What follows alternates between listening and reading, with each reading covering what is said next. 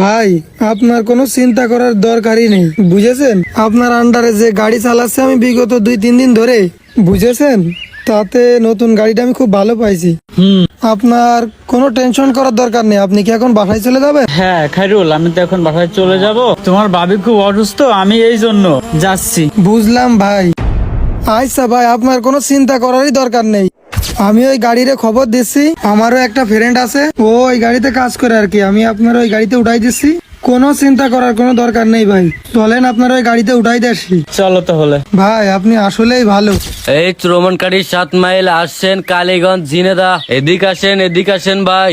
যান ভাই, এই গাড়িতে আপনি গিয়ে ওঠেন, উঠে ওইখানে বসেন, আমি দেই ওর সাথে কথা বলতেছি। 2 মিনিট আছে, উঠে পড়েন। শ্রমণকারী 7 মাইল ঝিনেদা। এ অর্ণব শোন, ওই আমার ওই মহাজন তোর এই গাড়িতে যাচ্ছে, যেন ভাড়া মারা চাইস না ভাই। এক ভাই, আমি মহাজন ফাহাজন চিনি না।